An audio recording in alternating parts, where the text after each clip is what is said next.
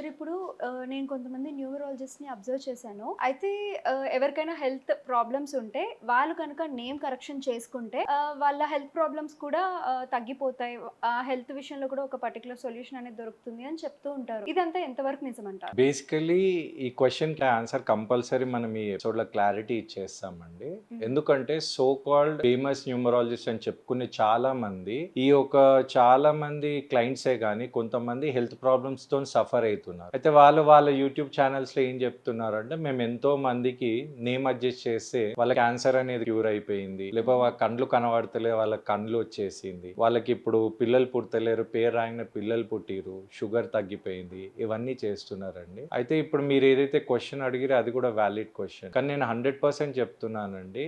మీరు ఎట్లయితే ఈ న్యూమరాలజిస్ట్ చెప్తున్నారో మీరు ఈ పేర్లు రాస్తే క్యూర్ అయిపోతదంటే ఇది 100% ఫాల్స్ స్టేట్మెంట్.